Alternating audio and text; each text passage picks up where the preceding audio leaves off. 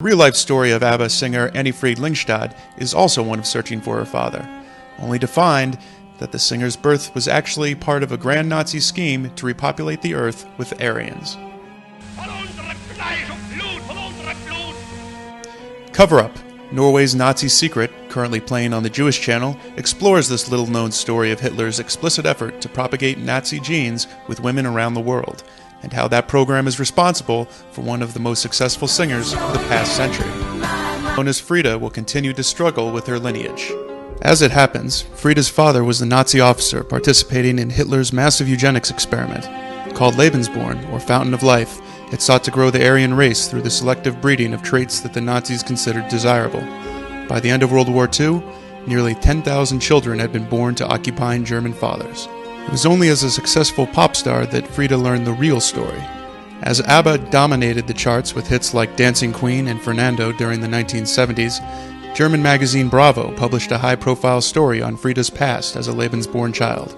A little girl who was a reader of this magazine read the story about this man and about Frida, and she said, well, my uncle is Alfred Hase. He wouldn't be the one, would he? Frida had spent her whole life thinking her father was dead, but he was still alive and living in Germany, claiming to have been unaware that Frida's mother had been pregnant. He traveled to Stockholm in 1977 to meet his daughter for the first time. Next day Frida called me and she said, Booby, I tell you, it's really true, he is my father, because he knows all the details. We made photos and you can even tell when you see us from the side that we have the same profile. His nose is mine, my nose is his. It was very, very moving. The reunion cast Frida in a role not unlike the heroine of a certain new film. But her story's ending wouldn't be the kind of happy one you see in Hollywood. While she developed a strong relationship with her father upon meeting him, she eventually broke away. Especially Frida has lived her life until then, until she was 35, and now she meets her father, and in the beginning of course it is very emotional, but then everybody goes back to normal, everybody goes back to their lives.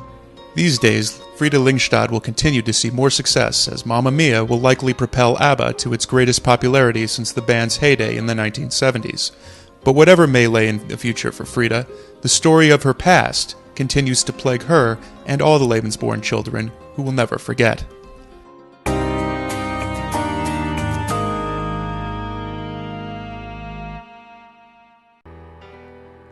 As Harry Edgington discovered, the clues to Frida's personality were buried deep in her past, a past that was full of surprises.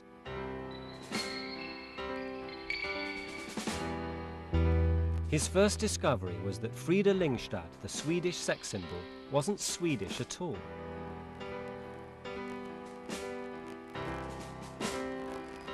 She had been born in Norway at the end of the Second World War. Unlike their Swedish neighbours, who remained neutral, Norwegians endured nearly 5 years of Nazi occupation.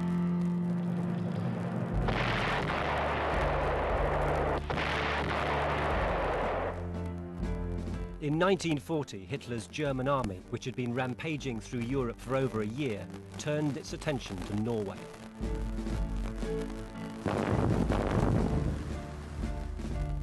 That spring, the Germans attacked Norway by sea and air in a tremendous show of force.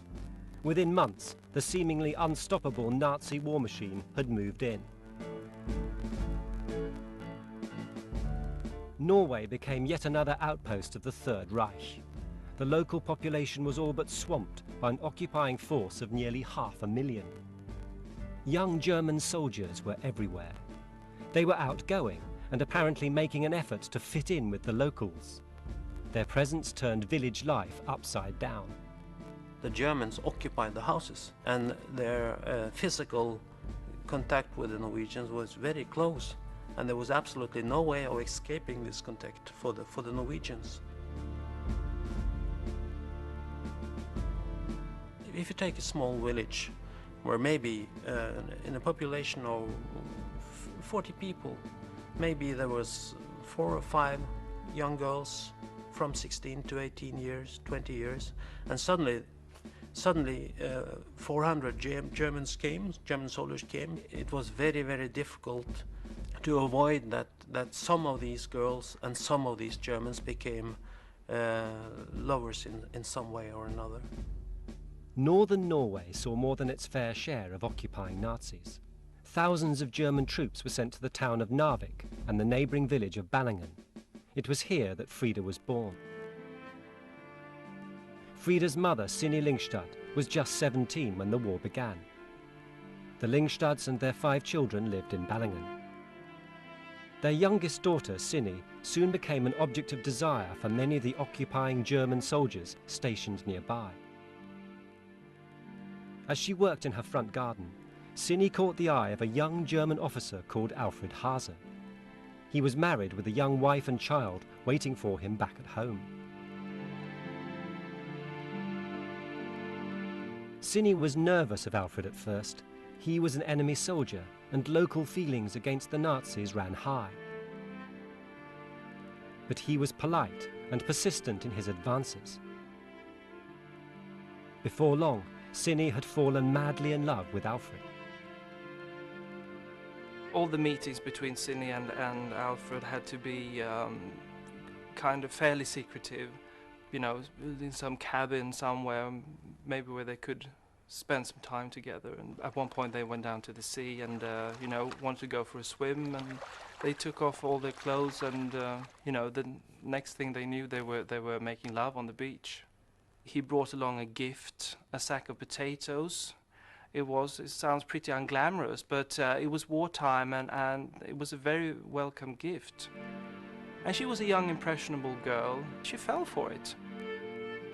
Alfred hadn't told Sinni that he was already married, and she managed somehow to ignore the fact that he was also an enemy soldier. But that was just part of the story. Only later would the full truth behind her birth emerge. It was a revelation whose consequences spread far beyond Frida and her world.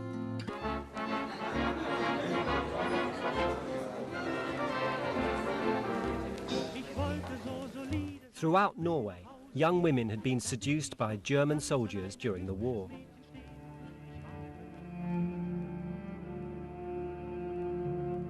Frida was only one of thousands of children born to German soldiers and Norwegian mothers. By the end of the war, there may have been as many as 10,000 of them.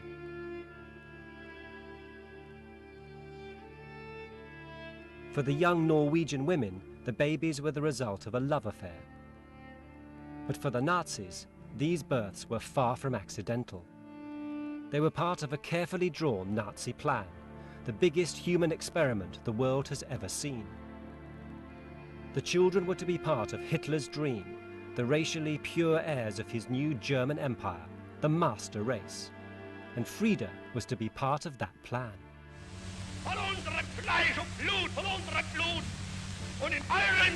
In 1935, Hitler translated his master race theory into law.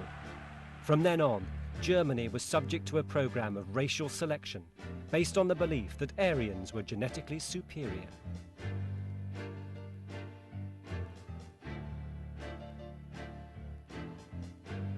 Hitler entrusted SS chief Heinrich Himmler with implementing his racial policy. He set up special homes where racially approved women gave birth to their children, whom they could leave for adoption by SS families if they wished. They were called Lebensborn homes, Lebensborn meaning fountain of life. Himmler ordered the supposedly pure men of the SS to father as many children as possible, whether with their wives or with any suitable Aryan woman, for the glory of the Third Reich.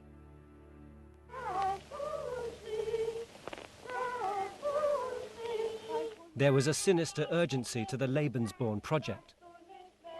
The other arm of Hitler's racial purity policy was the eradication of those considered racially undesirable, Jews, Gypsies, and many others. They were to be replaced by the pure Lebensborn children. But the scale of the Holocaust deaths was so vast that the numbers of new approved babies simply couldn't keep pace. Across occupied Europe, blonde-haired, blue-eyed children were kidnapped and brought back to Germany to swell the numbers. And when they invaded Norway, the Germans saw the perfect chance to expand the Lebensborn program.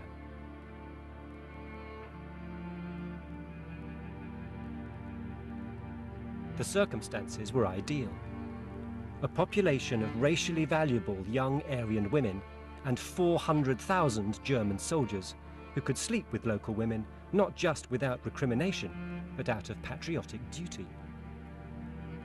In other occupied countries, German soldiers were forbidden to make friends with the locals.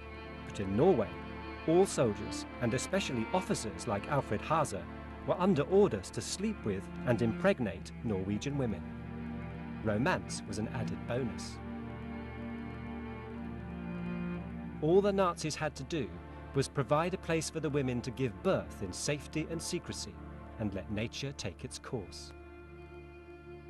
On Himmler's orders, 9 Lebensborn homes were quickly set up throughout southern Norway, where women could give birth in secret. The breeding program was a huge success. But she was at least safe once she got to Sweden. Frida's grandmother, Arnetine Lyngstad, was determined that her granddaughter's life would not be destroyed. In Sweden, nobody knew that Frida's father was a German soldier, or that she had been part of the Nazis' sinister breeding program. Anonymity was her savior, but Frida's childhood was far from happy. Now an orphan, Frida was all alone. She used to talk to her friends about that, about her mother, who she didn't know very well, but when the subject would come up, she'd have a very misty look in her eye and seeking to remember the mother that she hardly could recall. Her grandmother was, she was just so busy with trying to make things work and making a new life for herself in this new country. So she didn't really have the energy to be affectionate towards her granddaughter. Her background would have made her a quieter child. Obviously, with an upbringing and sadness she had in her lives, I imagine it would affect anybody that way. They ended up in Torshälla, a small town an hour's drive from Stockholm. Frida, she was a very lonely child, and she would spend a lot of time alone in her room reading books and that kind of thing. But I think what saved her really was music. She was very much appreciated in school for her good singing voice as well, and started singing in the local choir and all that. So I think she discovered pretty early that I want to be a singer, and that's what I'm going to do when I grow up. The famous Miss Doris Day has gladly consented to sing a few songs for us tonight. Que sera, sera.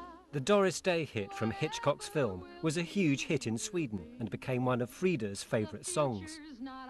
At 13, she convinced a local band leader to let her sing with them. Frida's music career had started. By the time she was 16, Frida was singing with a local big band. She'd moved from the simple tune of Que Sera Sera to the more complex jazz of Sweet Georgia Brown. At last, she felt as though she belonged. It turned her life around in a way, because she'd always enjoyed music and loved music, but now she found that music was actually it became her whole life, and the band became her family more than her grandmother. She soon fell in love with the band's trombonist. At just 17, she had her first child, a son, Hans. A daughter, Lisa Lotte, soon followed. But if